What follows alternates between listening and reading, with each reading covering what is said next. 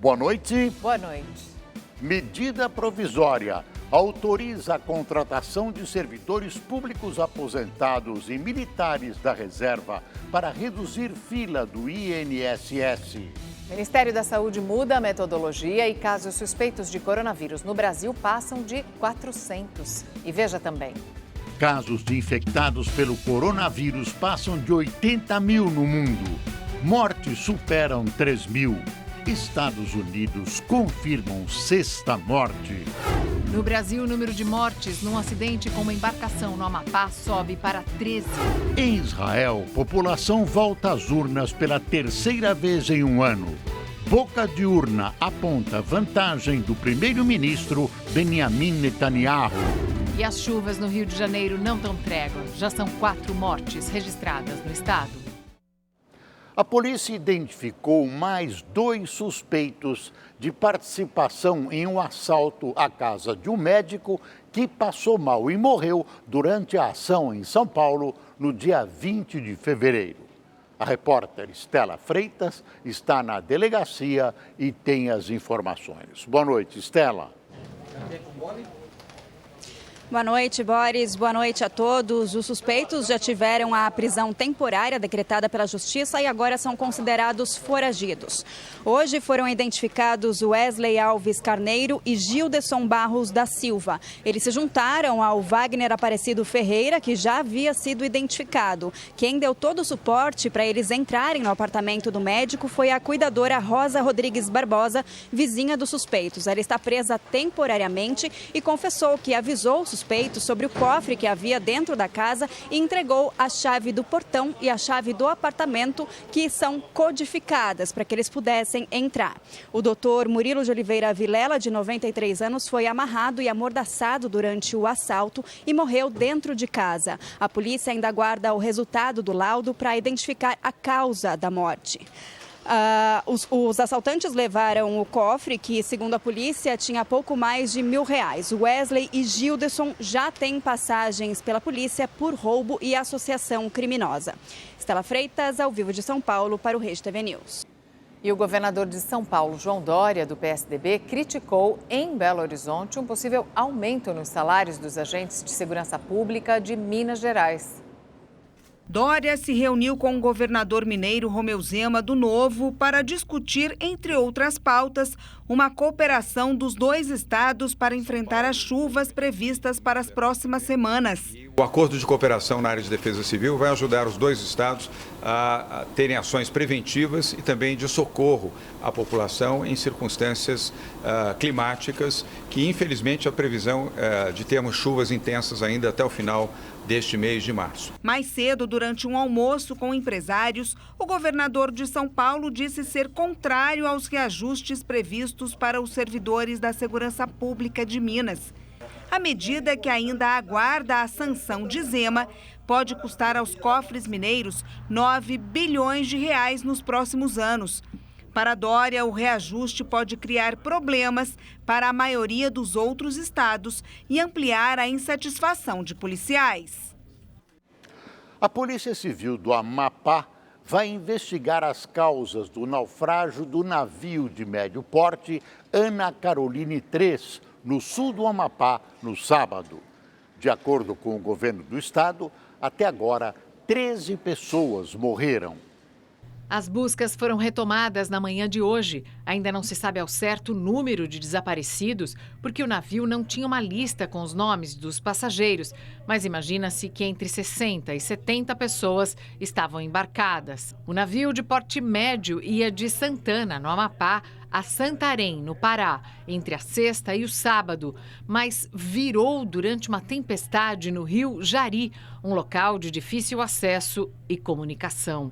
O helicóptero de resgate do governo do estado só chegou ao local 9 horas depois do acidente. Os sobreviventes descreveram que chovia e ventava forte na hora do naufrágio. Olha só como já está de água aqui, ó. Já tem tanta da carga que a água está entrando pelo buraco. Mergulhadores dos bombeiros do Amapá e do Pará, além de 2 embarcações da Marinha Brasileira, continuam o trabalho de resgate.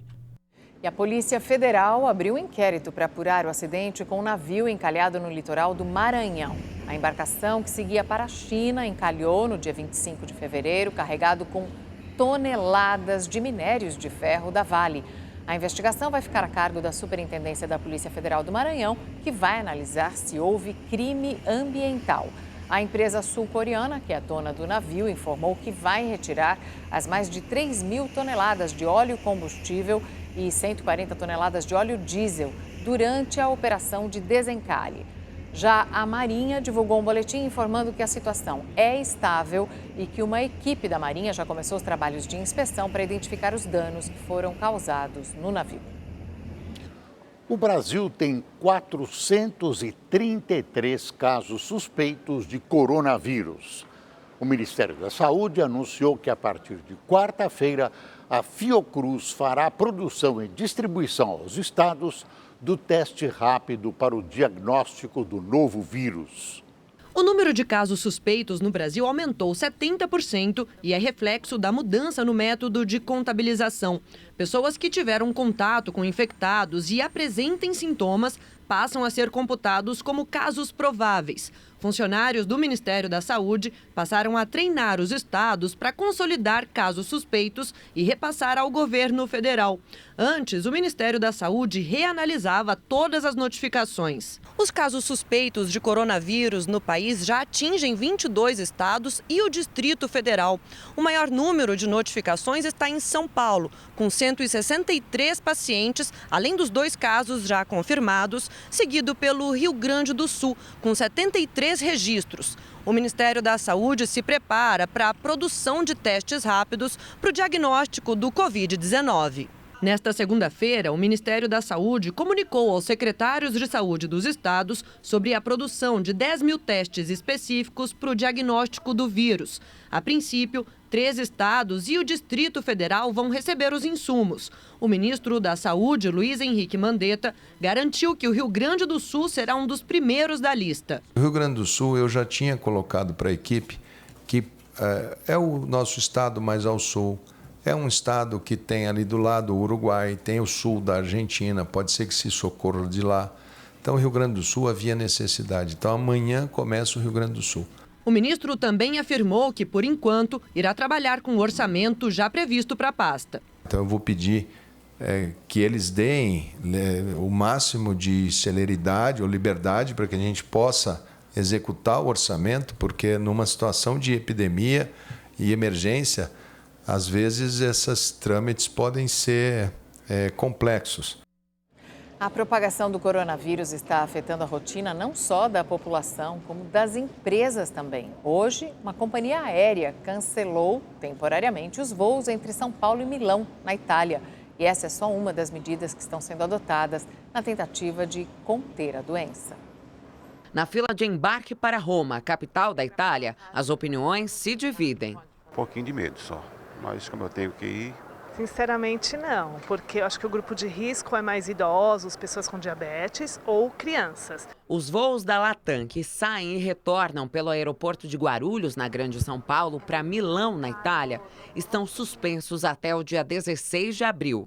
Os passageiros que desejam adiar ou até mesmo cancelar as viagens devem entrar em contato com o órgão de defesa do consumidor. O Procon vai negociar com as empresas aéreas, já que entende que, nesse caso, a parte mais vulnerável é o consumidor. Nós estamos colhendo os números ainda, recebendo os números ainda, mas a partir de março, aí sim a gente vai ter mais concreto de cancelamentos ou não de viagens, né? Mas, por enquanto, as empresas ainda estão receosas, ainda há uma dúvida, uma grande dúvida que paira no ar. Com precaução, muitas empresas também estão mudando a rotina. Uma das maiores instituições financeiras do Brasil confirmou que um funcionário é um dos 2 pacientes com coronavírus no país. Ele ficará em isolamento domiciliar por 40 dias.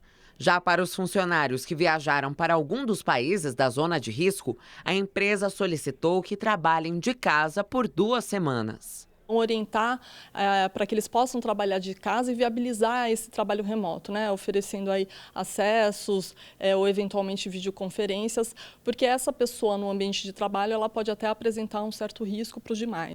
A Organização para a Cooperação e Desenvolvimento Econômico, a OCDE, divulgou um relatório hoje em que reduziu a expectativa de crescimento da economia mundial para esse ano por causa da epidemia do coronavírus. Segundo a OCDE, a média do PIB mundial agora deve ficar em 2,4%. Antes, a projeção era de 2,9% de aumento. Ainda segundo a organização, se esse surto não for controlado, o PIB global pode cair até para 1,5%. E diante das expectativas pessimistas, os ministros das Finanças do G7, o grupo dos 7 países mais ricos do mundo, agendaram uma reunião para esta semana para coordenar as ações que devem ser tomadas pelos países que formam o grupo. Essas ações são de estímulo à economia. O mundo precisa se preparar para o pior, não só em termos de saúde, mas no quadro econômico também. Ninguém conhece exatamente o comportamento desse vírus, quanto tempo essa tragédia pode durar e quantas vítimas fatais haverá. Economicamente, o vírus já está mexendo com a produção dos países e, consequentemente, com o comércio internacional. Claro que o Brasil não está fora disso.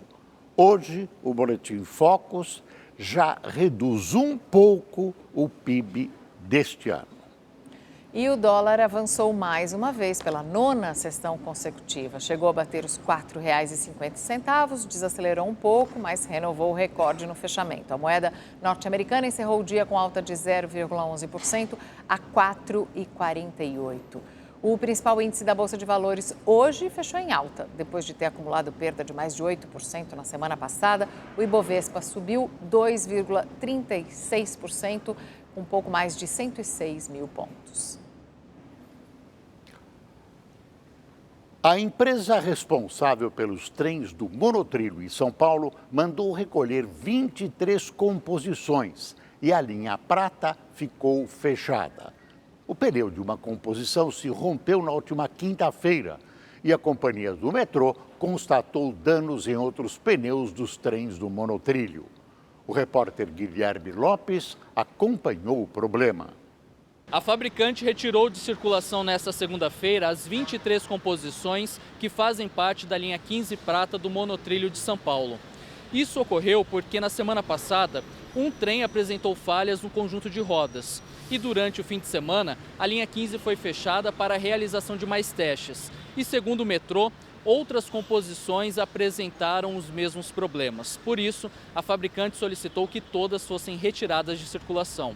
Para contornar o problema, 50 ônibus do sistema de emergências da SP Trans foram acionados para fazer o transporte gratuito dos passageiros nesta segunda, entre as estações São Mateus e Vila Prudente, na zona leste da capital. Aproximadamente 80 mil passageiros fazem esse trajeto diariamente.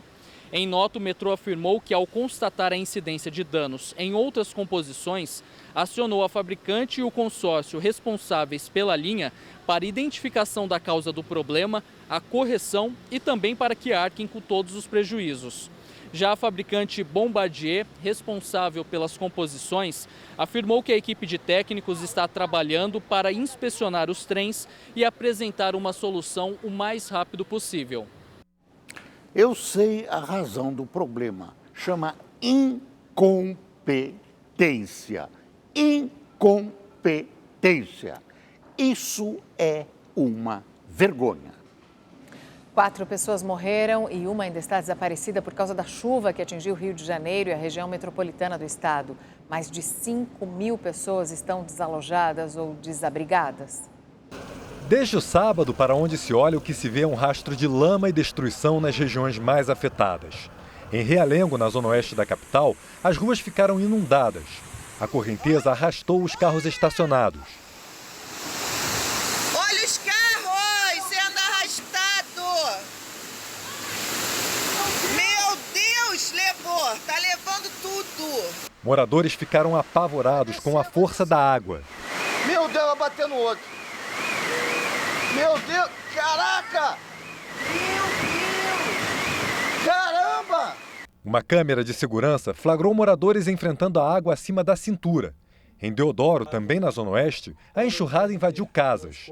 Móveis e eletrodomésticos foram perdidos. Em Santa Cruz, na mesma região, mais casas invadidas pela água. Em Jericinó, um rio transbordou. Olha como está o rio, gente. Meu Deus. 4 pessoas morreram desde que a tempestade começou. Entre elas, Wellington Pereira Batista, de 44 anos, que morreu afogado ao tentar salvar os vizinhos em Acari, na Zona Norte. Uma descarga elétrica provocou a morte de Vânia Nunes, de 75 anos, na Taquara, bairro da Zona Oeste. Uma pessoa segue desaparecida. Os bombeiros fazem buscas para tentar encontrar Matheus Souza Oliveira, de 21 anos. Ele teria sido arrastado pela correnteza em Queimados, na Baixada Fluminense. Hoje pela manhã, equipes de garis, dos bombeiros e da Defesa Civil ainda encontraram muita lama, lixo e destruição nas áreas mais atingidas. Em alguns pontos, os carros ficaram empilhados. Em Realengo, 14 automóveis foram parar em um córrego. Em Mesquita, na Baixada Fluminense, a pista cedeu, abrindo uma cratera. Por causa da chuva, 40 escolas da rede pública na região metropolitana não funcionaram hoje. A Prefeitura emitiu um comunicado pedindo que a população das áreas mais atingidas adie compromissos, evite deslocamentos e permaneça em locais considerados seguros. Pela manhã, o prefeito Marcelo Crivella esteve em Realengo. Ao dar a entrevista, ele foi atingido por uma bola de terra arremessada por um morador. Hoje é... Que é isso? Um dia antes, Crivella havia afirmado que a chuva não teria graves consequências se os moradores do Rio de Janeiro não ocupassem terrenos em áreas de risco. Todas as encostas nossas são perigosas, mas aonde descem as águas predominantemente, chamado Talvegs, e as pessoas gostam de morar ali perto porque gastam menos tubo para colocar cocô e xixi e ficar livre daquilo, essas áreas são muito perigosas.